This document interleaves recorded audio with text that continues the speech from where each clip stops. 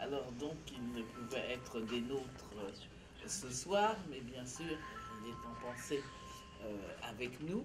Nous aurons tout à l'heure, évidemment, notre vice-président Jean-Paul Laborde, parce que c'est la genèse de cette conférence lui revient, mais il nous a fait passer un message. Vous savez, il est au Conseil de sécurité, et là, Conseil de sécurité oblige, il a dit « Commencez sans moi, je vais arriver ».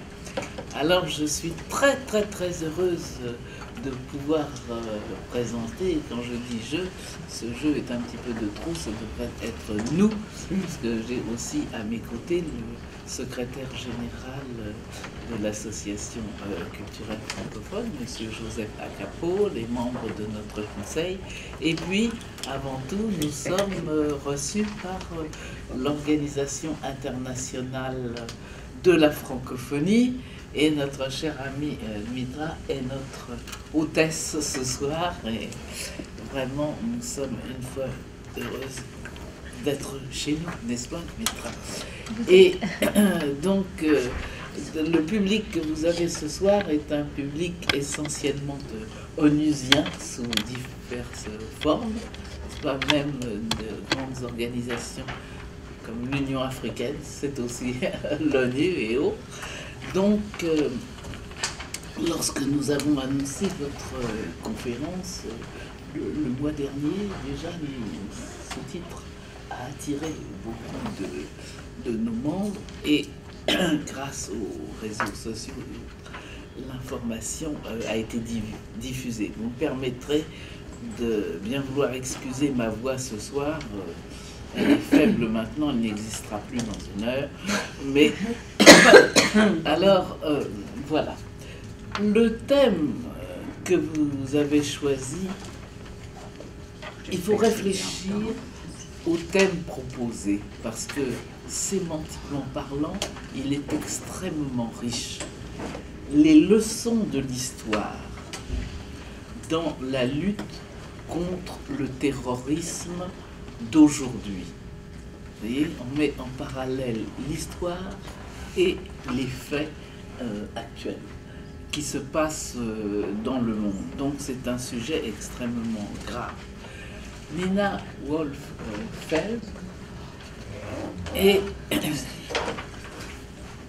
la fille de son père, si je puis dire, qui est un rescapé de la Shoah, n'est-ce pas, et qui a écrit un livre dont le titre aussi est un testament, mais je dirais même plus qu'un testament, une réflexion et un cadeau offert à sa fille. En anglais, on dit « Someday you will understand ». Un jour, tu comprendras. Et évidemment, les leçons de l'histoire, ce n'est pas à moi de parler de cette tragédie, de ce génocide de la Shoah, puisque Nina va en parler. Mais ce qui est très important, c'est, comme j'ai dit, dans cette évolution de l'histoire, dans les papiers qu'elle nous a confiés, elle parle également de la tragédie du 11 septembre, de la tragédie de Charlie Hebdo, des attentats qui ont été perpétrés en Europe, en France, en Belgique, et j'allais dire au quotidien. Et en fait, c'est également une réflexion telle que nous pouvons l'imaginer sur le comportement de l'être humain vis-à-vis de ses semblables. Parce qu'on arrive à une poussée des extrémismes, n'est-ce pas, qu'ils soient des extrémismes religieux, des extrémismes politiques, donc la peur, et j'allais dire la non-acceptation de l'autre.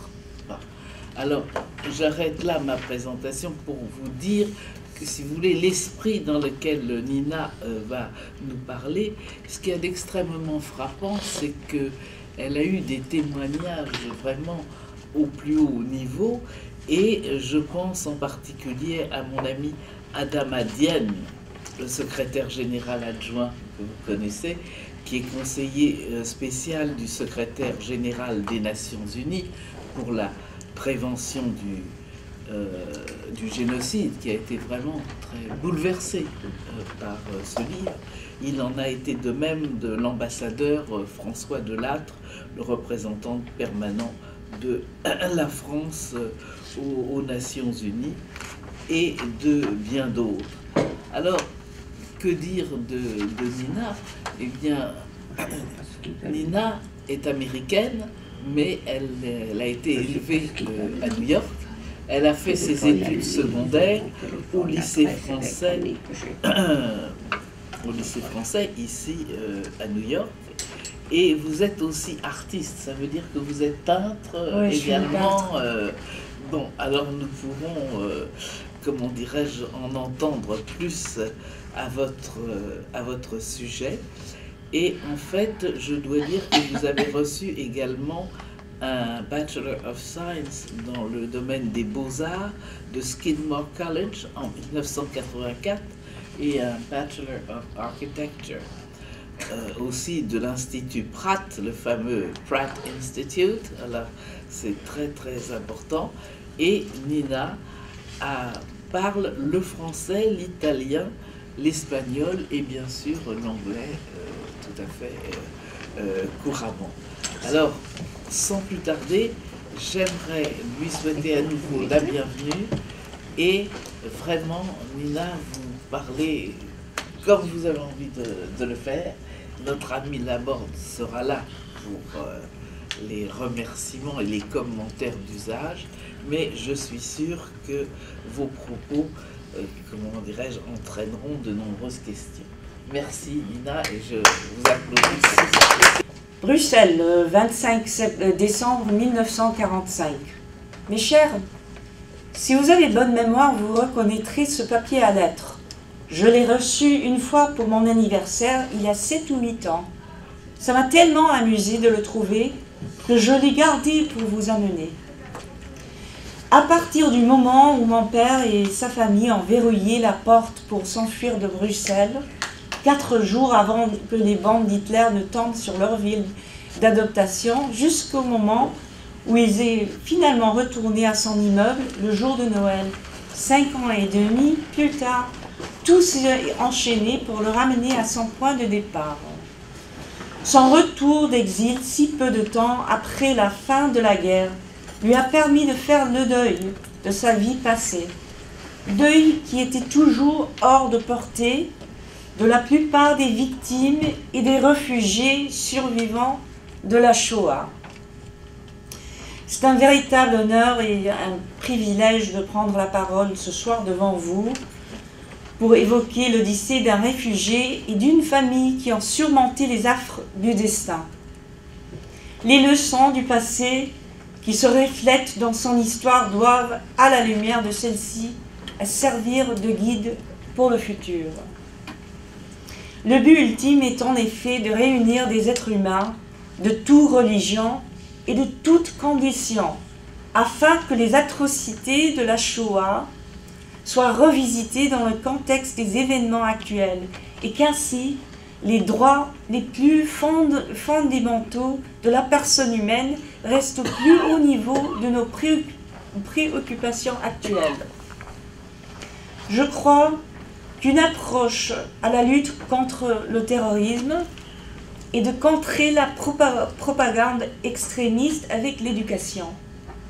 Mon but est d'utiliser la tragédie de la Shoah et la singularité de ce génocide et de prendre ma responsabilité, de jamais oublier et le mettre vers inculquer la valeur de jamais encore dans les cœurs et les esprits d'un atout le plus précieux, la prochaine génération de jeunes qui peuvent être influencés vers l'extrémisme religieux. Il y a une similitude entre les extrémistes d'aujourd'hui et ceux de l'époque nazie. Il est important d'établir la comparaison entre la Troisième Reich et celui d'ISIL et Daesh, l'idéologie d'Hitler sanctionnés par l'État, évolué à partir des actes de terrorisme à devenir un des génocides le plus pire et le plus unique que le monde ait jamais connu. On peut parler de l'attentat contre la jeune Malala au Pakistan, qui s'est dressée pour défendre le droit de toutes les jeunes femmes du monde à être éduquées, ou pour s'élever contre les atrocités commises par Bachar al-Assad en Syrie. Les conflits et soulèvements au Moyen-Orient, en Irak, contre les Yazidis, au Rwanda, au Darfour et ailleurs en Afrique, jusqu'en Corée du Nord. En réalité, les leçons de la Shoah et les histoires de ceux qui l'ont vécu doivent résonner aussi profondément aujourd'hui que demain et toujours. Nous devons être les gardiens de la mémoire, tout en continuant la lutte pour protéger l'humanité d'aujourd'hui et s'assurer que les crimes de guerre et le génocide deviennent une chose du passé et que l'avenir mette fin à la tyrannie religieuse et politique. La question pour mon père n'a jamais été de savoir s'il allait se battre pendant la guerre, mais comment il allait faire pour combattre son ennemi et le vaincre. Sa guerre, durant laquelle il a utilisé à plat son intelligence personnelle, était la guerre du renseignement qui lui demanda le plus souvent de cacher son identité juive pour pouvoir garder sa liberté d'agir et de continuer à combattre. Contrairement à la très grande majorité de soldats américains, les jeunes soldats réfugiés juifs, qui ont été plus tard connus sous le nom de Richie Boys, avaient une longueur d'avance dans la compréhension de leur ennemi, car ils étaient des réfugiés européens qui avaient fui les nazis. Dans certains cas, ces réfugiés apatrides qui avaient perdu non seulement leur famille, mais aussi leurs amis proches dans la guerre et l'extermination des Juifs par Hitler, sont revenus à titre d'agents de renseignement pour trouver les criminels de guerre et les envoyer devant la justice. Ils étaient donc devenus des hommes aguerris qui compensaient leur manque de force physique par leur intelligence et leur vécu.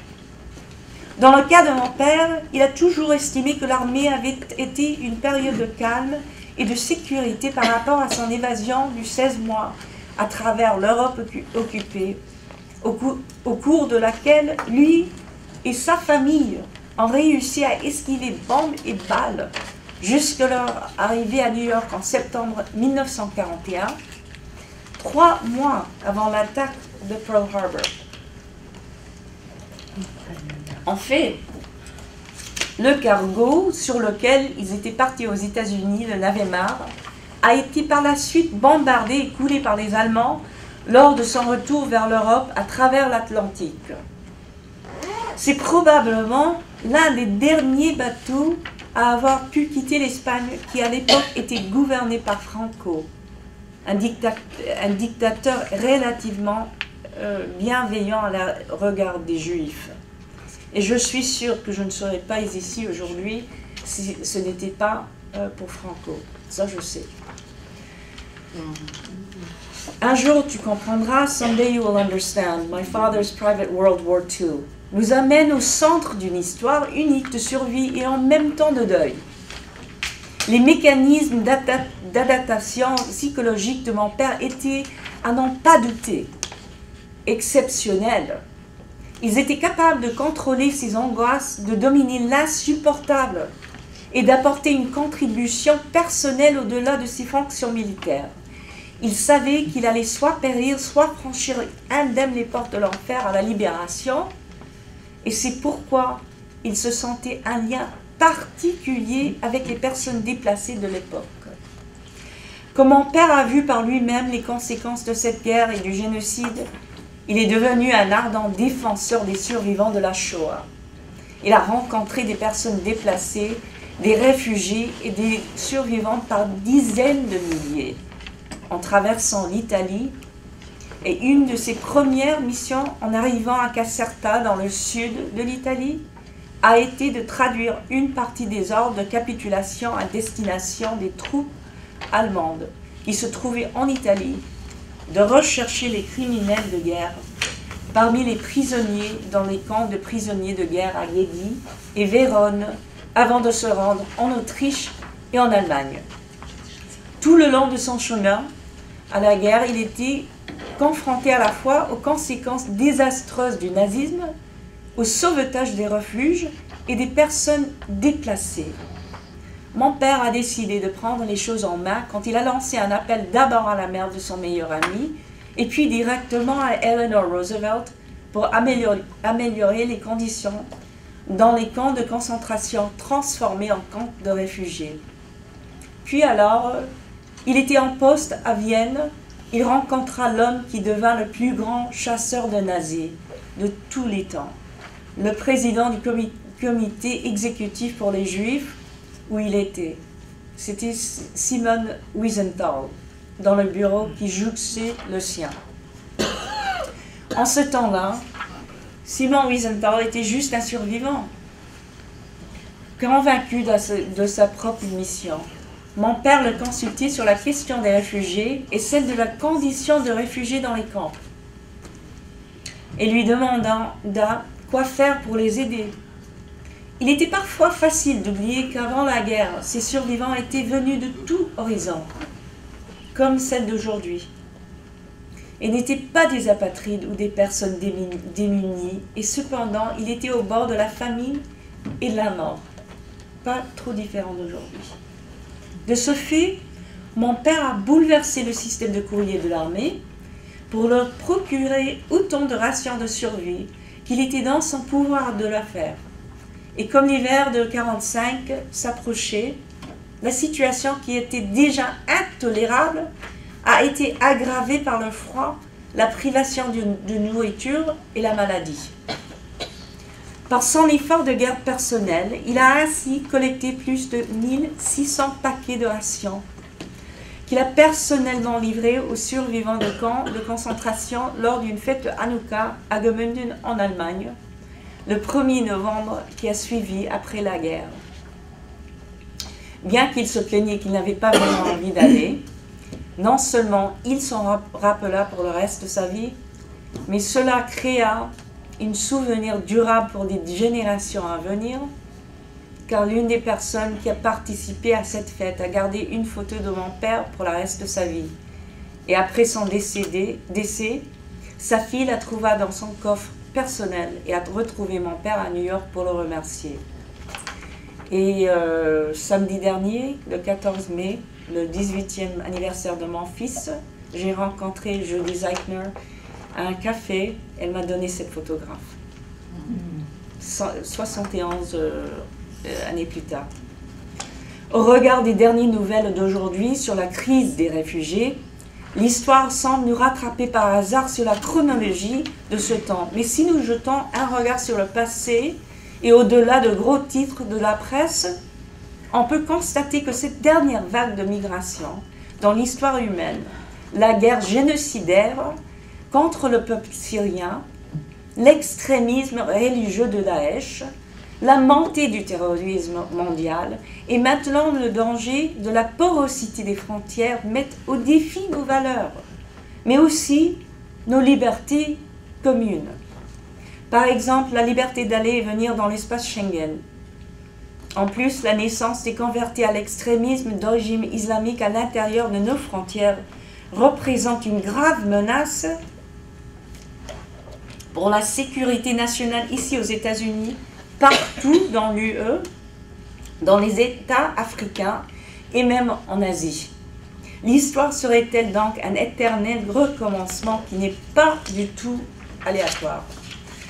À mon avis, le but ultime des extrémistes islamiques d'attaquer indistinctement toutes les personnes, partout dans le monde, y compris les musulmans modérés, se rapporte à la définition même du génocide. Les racines des mots du géno, grec pour famille, attribut ou race, et sid, latin pour tuer. Ne sommes-nous pas tous membres de la famille humaine? Certaines disent que nous sommes au milieu d'une troisième djihad, d'une troisième guerre mondiale, qui serait, d'après eux, la poursuite d'un idéal qui remonte à la naissance de l'empire musulman du 7e siècle. Le désir de forcer le monde à vivre sous la domination d'un califat mondial et sous la loi du charia aurait ses origines dans ce phénomène et serait mené par une armée de jeunes gens, certains à peine sortir de l'adolescence. Une fois de plus, nous sommes pris dans le tourbillon de l'histoire. En effet, la lutte contre le terrorisme, par exemple, n'est pas juste l'action d'un groupe de barbares Daesh qui a commis une série d'attaques terroristes à travers l'Europe. Ils se sont répandus à travers les continents. Les contours du combat sont devenus flous, les environnements diplomatiques remontent à la fin de la Deuxième Guerre mondiale, ont donné lieu à un climat politique qui rappelle celui de la guerre froide. Un exemple en étant la guerre par procuration qui se déroule en Syrie entre la Russie et la Turquie. La stratégie Daesh oppose les nations dans un climat de plus en plus xénophobe et veut placer sous son joug les 1,6 milliard de fidèles musulmans qui sont pour la plupart modérés. Ces musulmans sont plus de 22% de la population mondiale. Daesh essaye de les radicaliser grâce à ces méthodes de propagande, met le plus de pression possible sur les musulmans modérés dans l'espoir de noircir une zone grise. Et pour mettre toujours davantage les pays occidentaux en difficulté. En réalité, les djihadistes font une guerre totale aux innocents. Ceci nous amène à l'objet de la similitude entre Daesh et les nazis. Les deux entiers criminels partagent un objectif commun: éliminer les Juifs, rayer Israël de la carte et prendre toutes les sociétés du monde civil en otage, en galvanisant cette diaspora d'extrémistes musulmans. Pour citer un article paru dans le Washington Post, écrit quelques jours après les attentats de Paris, la stratégie est explicite.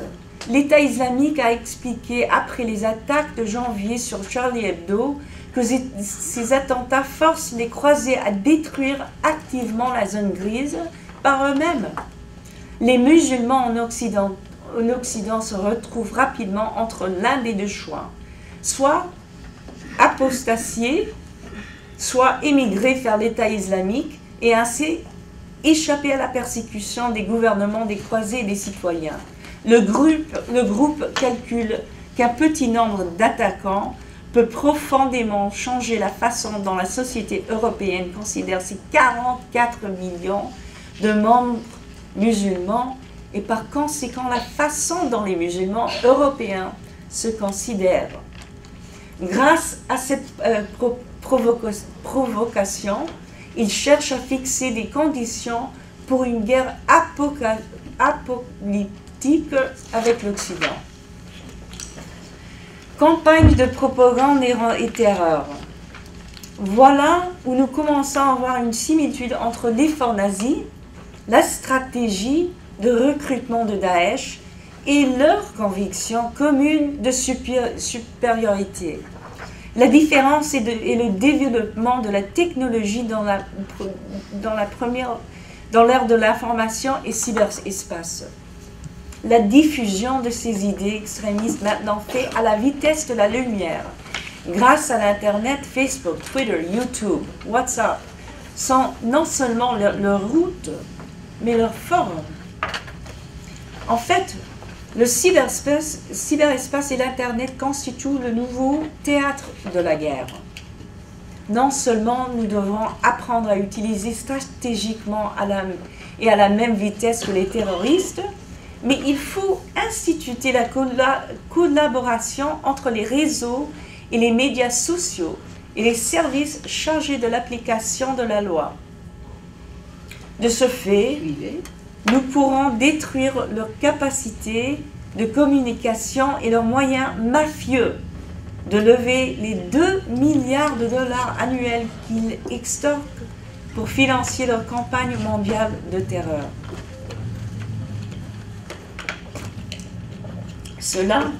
signifie également que nous devrons les frapper sur au moins 2 fronts, dans l'espoir de réduire l'utilisation de la force au minimum.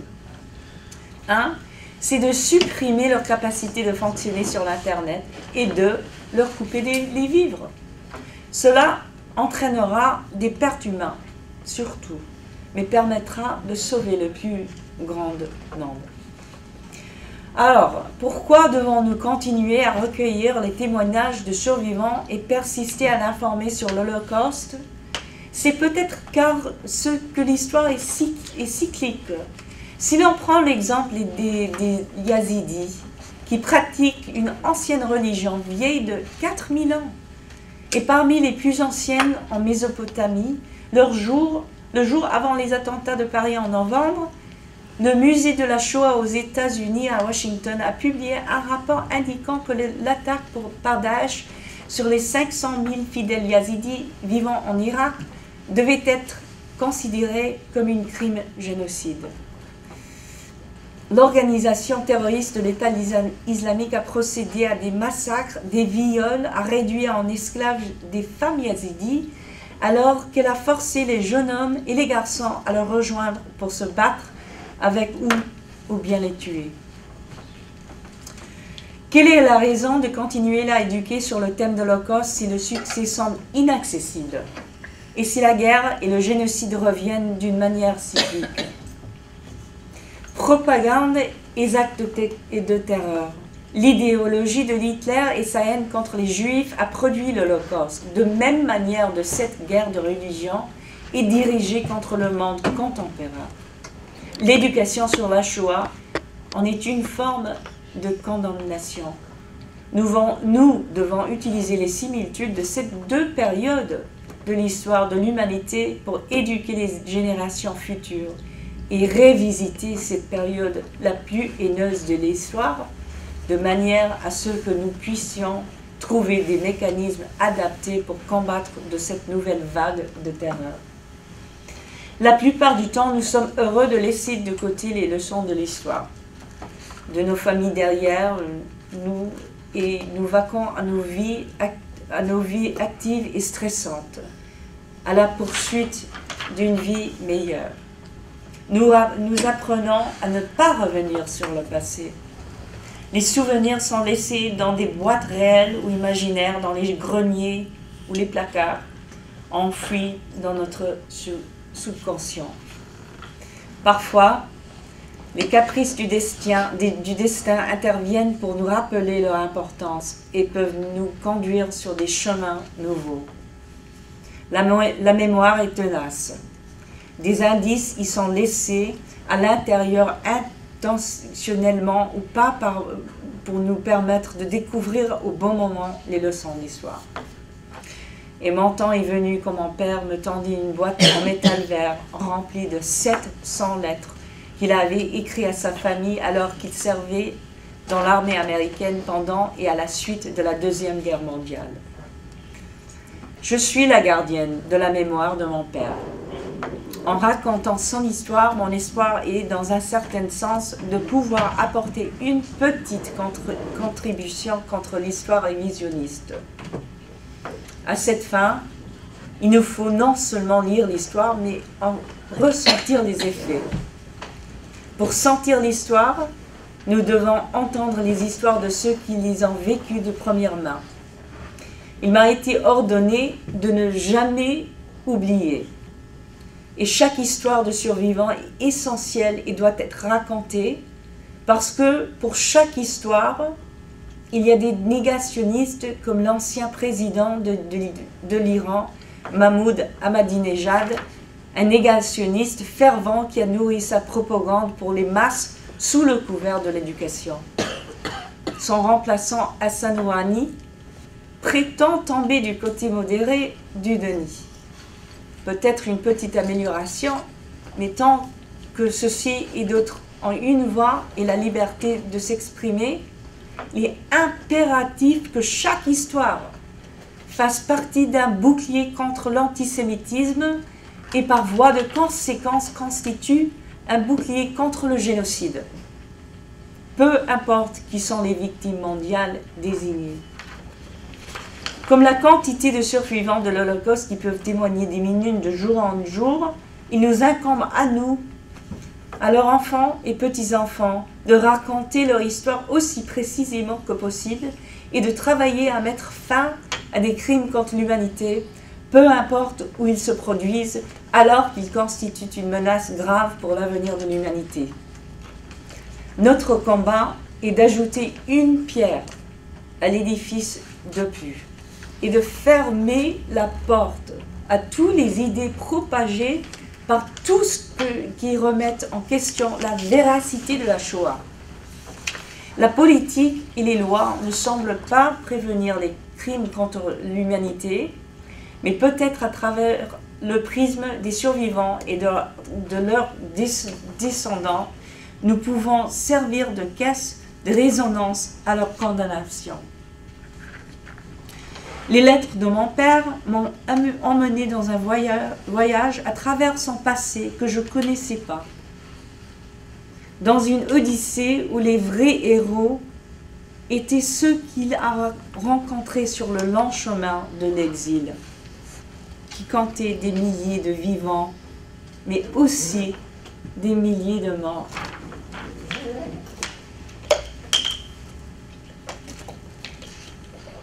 En chemin, j'ai trouvé un autre héros, le héros méconnu qui était mon père.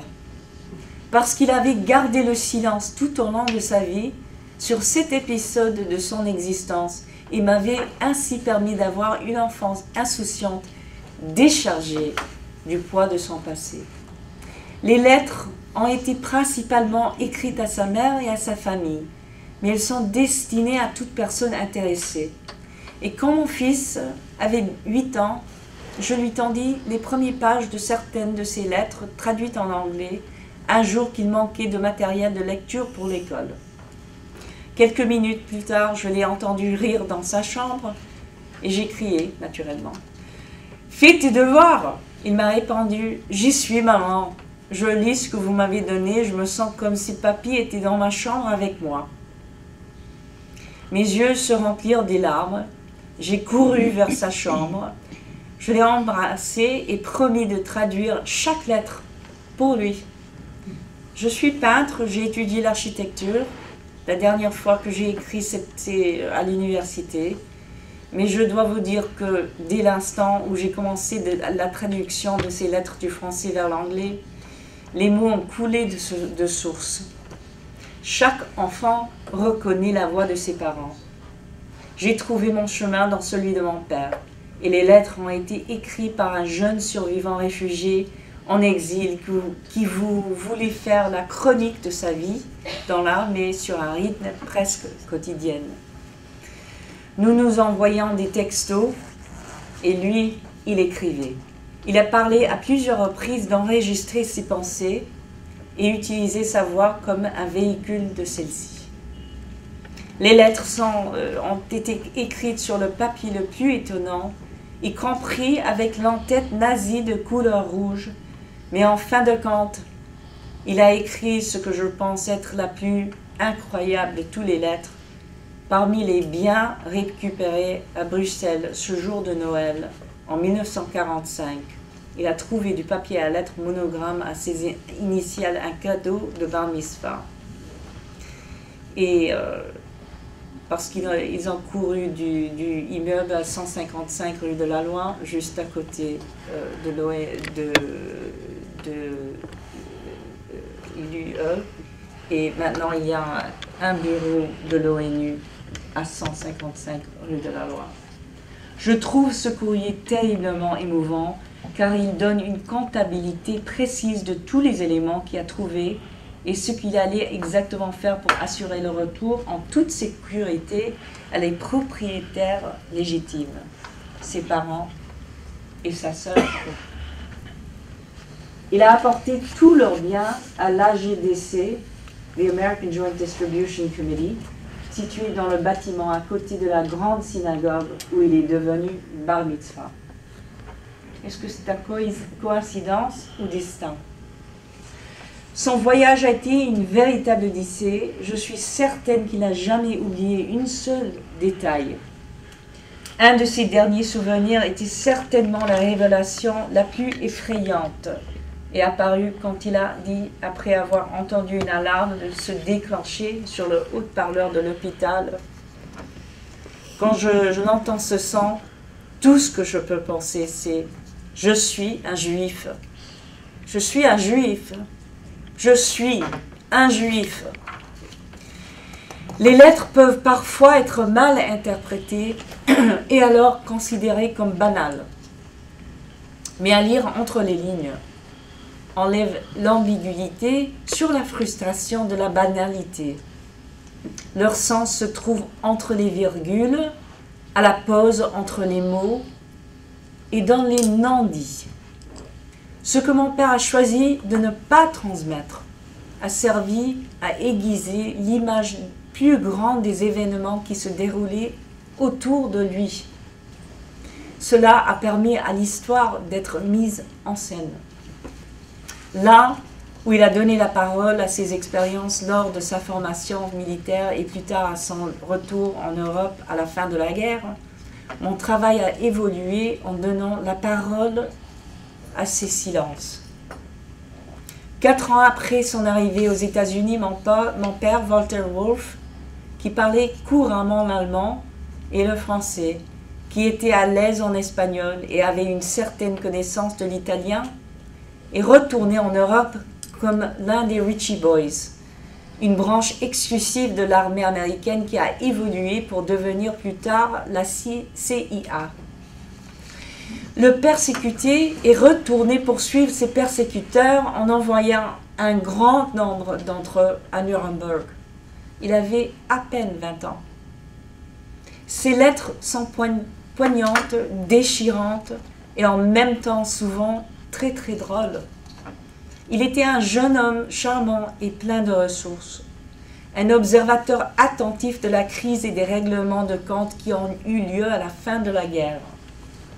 Il est retourné sur les lieux de son enfance, il a vu de vieux amis aux hasards de la route et finalement, il a libéré sa maison de famille à Landau de Collabo qu'il avait achetée après que sa tante Métis a été expulsée pour aller en camp de concentration. Chargé d'interroger les criminels de guerre en Italie, en Autriche et en Allemagne, il se promenait comme un John Wayne juif, avec une étoile de David John collée à son étui de pistolet. Comme Richie Boy, une de ses premières tâches à son retour en Europe, comme je l'ai dit, était de lire et classer les documents de Mussolini et de traduire les ordres des forces alliées aux nazis en Italie du Nord pour leur édition inconditionnelle. C'était un jeune homme remarquable, avec beaucoup de courage et en plus un sens de l'humeur qui tranchait avec sa détermination inébranlable. Il était déterminé à retourner à l'immeuble qu'il avait habité à Bruxelles pour voir ce qui restait là de son ancienne vie, comme tous les enfants. Au moment où il est revenu rue de la Loi, là, il avait bien changé.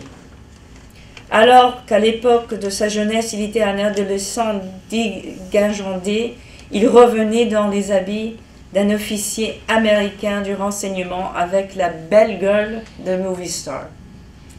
Quand il est arrivé au niveau de son immeuble à 155 rue de la Loi, il a immédiatement reconnu le concierge. « Êtes-vous monsieur Hubert ?» a-t-il demandé. L'homme le regarda et lui dit « Qu'est-ce que ça peut vous faire ?»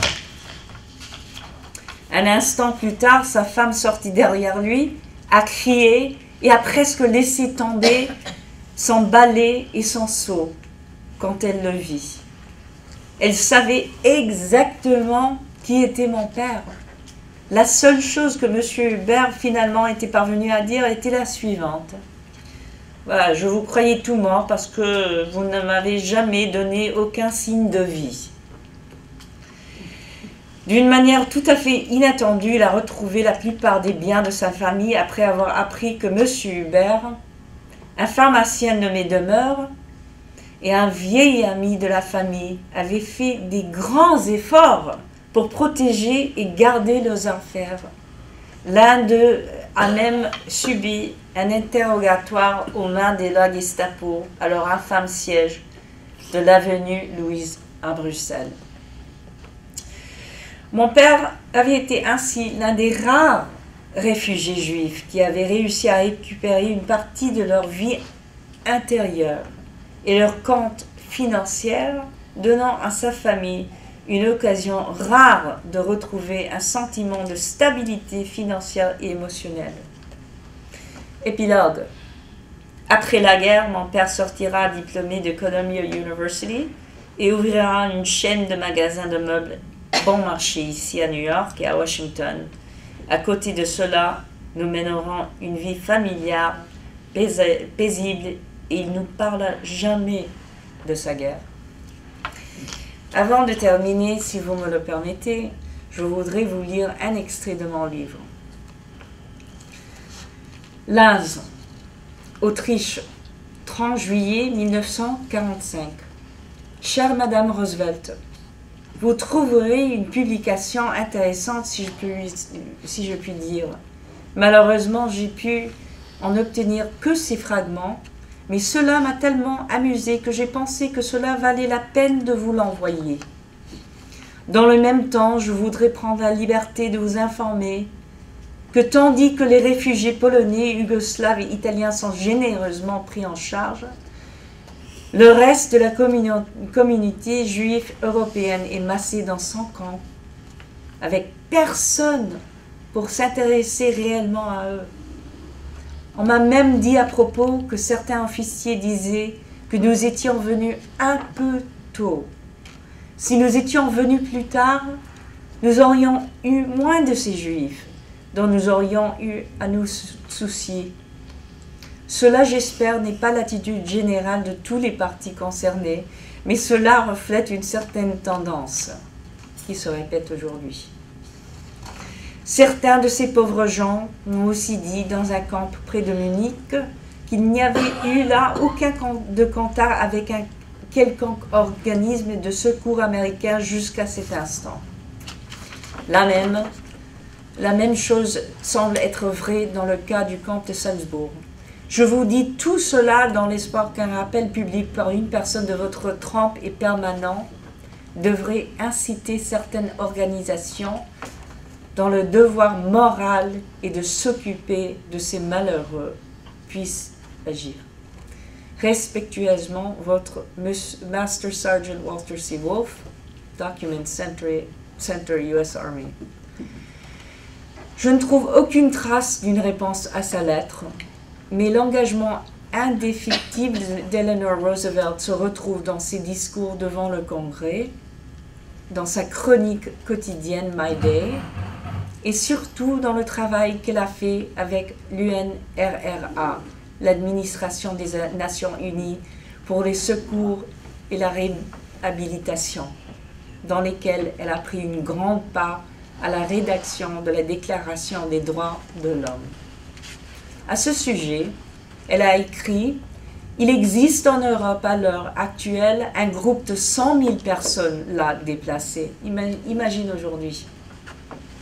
Malheureux, tourmentés, juifs terrorisés qui ont vu les membres de leur famille assassinés et leurs maisons détruites et qui sont apatrides car ils détestent les Allemands et ne veulent plus vivre dans les pays où ils ont été dépouillés de tout ce qui rend la vie digne d'être vécue.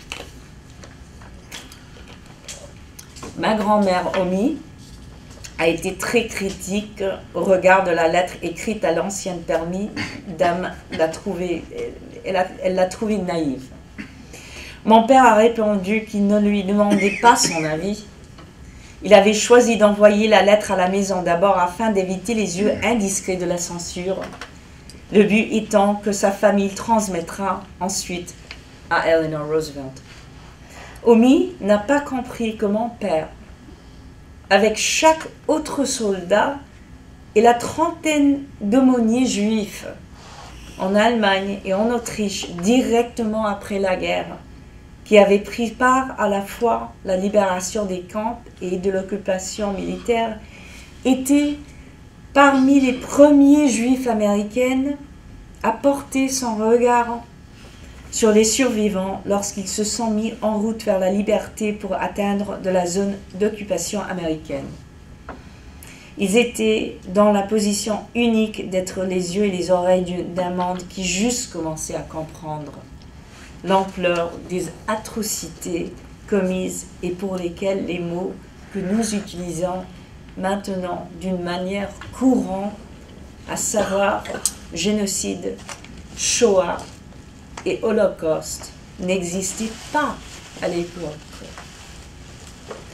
Merci.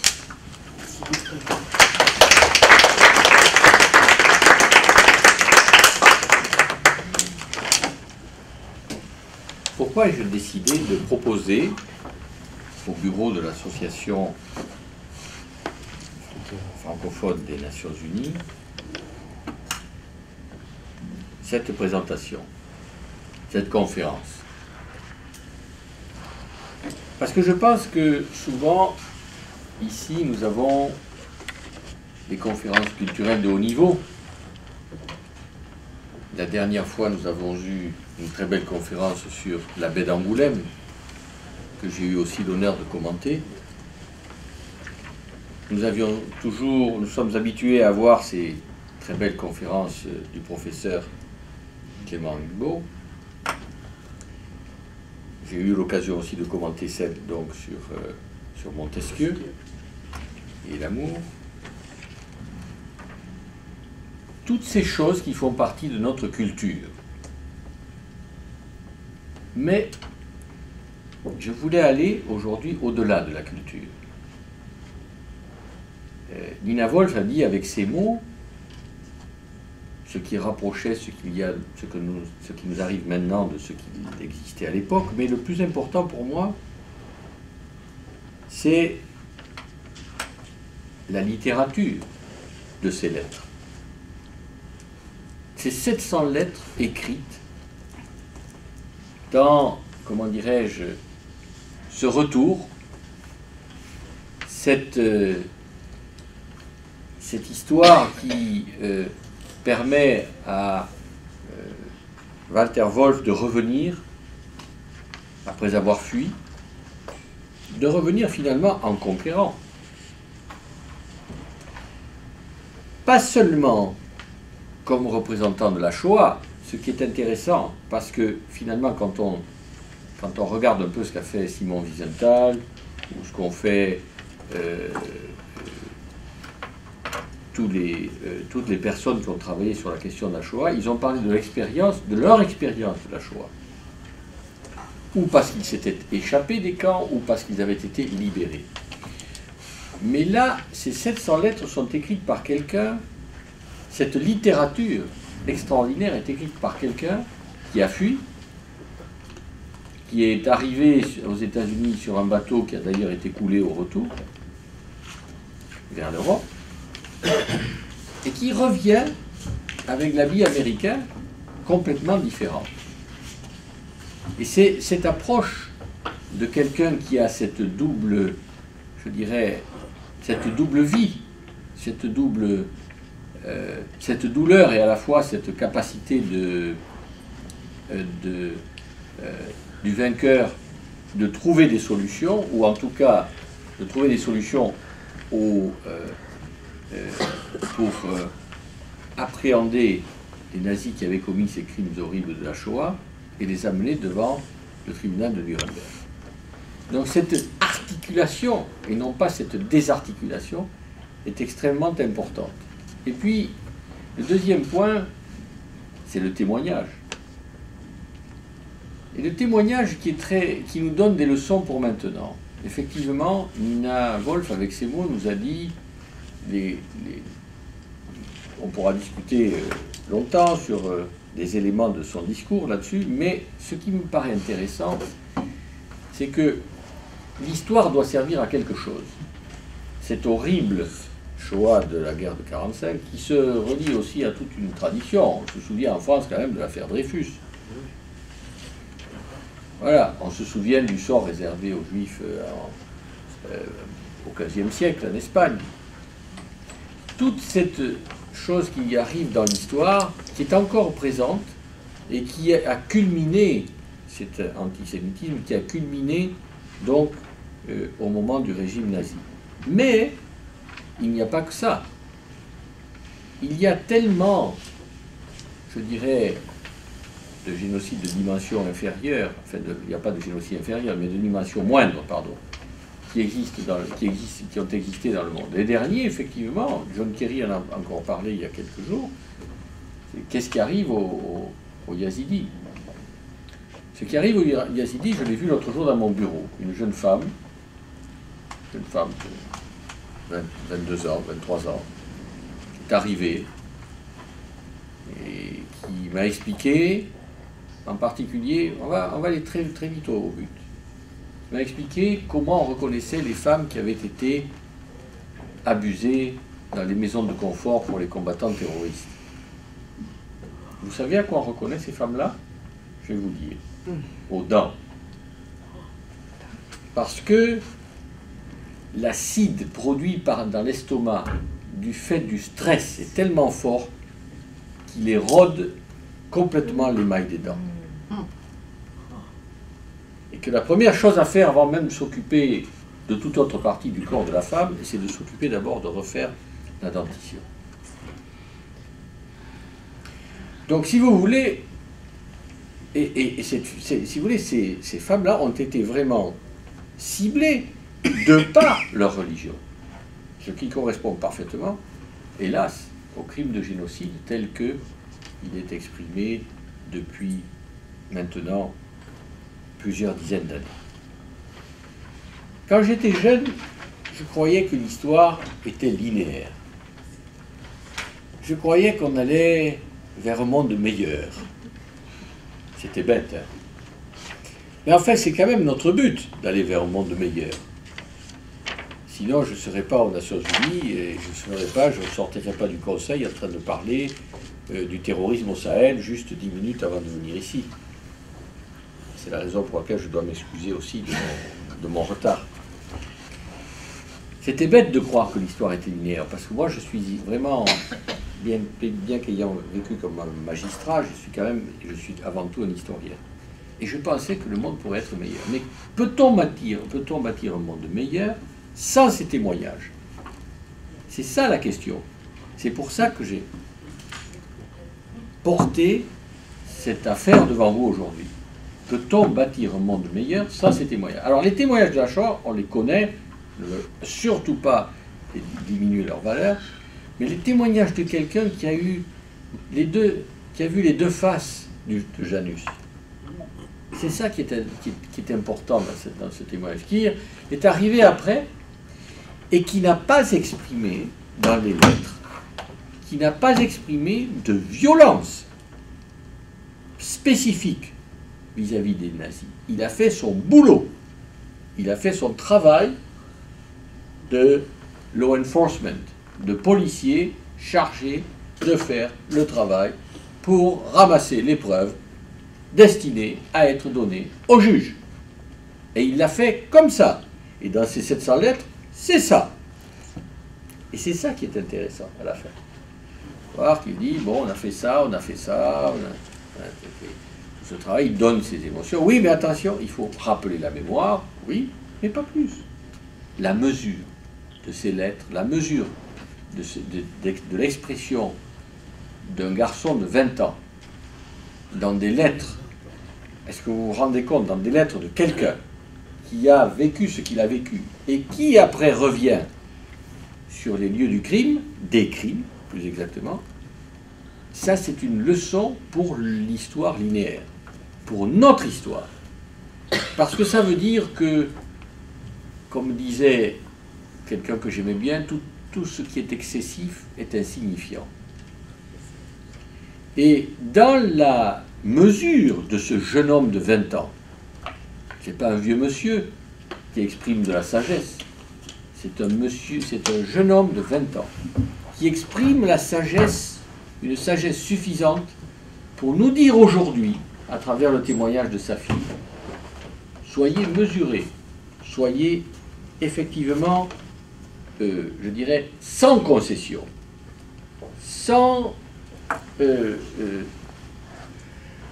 concession, mais en jugeant les gens comme ils sont avec leurs droits.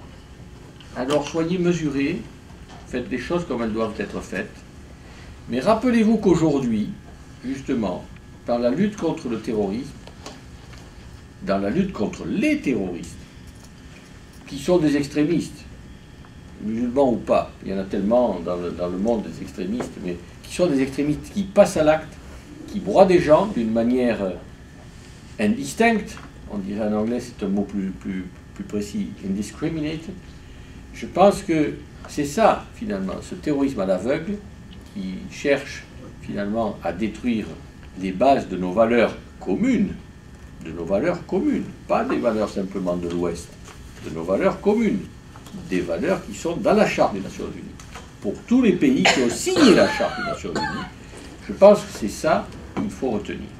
Et je terminerai en vous laissant méditer sur cette phrase que Albert Camus avait prononcée lors de son discours de réception de son prix Nobel de littérature en 1957. Vous allez voir comme c'est actuel. Il disait, et ça se rapporte à ce livre finalement, « Chaque génération, sans doute, se croit vouée à refaire le monde. La mienne, c'est pourtant qu'elle ne le refera pas. Mais sa tâche est peut-être plus grande. Elle consiste à empêcher que le monde ne se défasse. » Je vous remercie.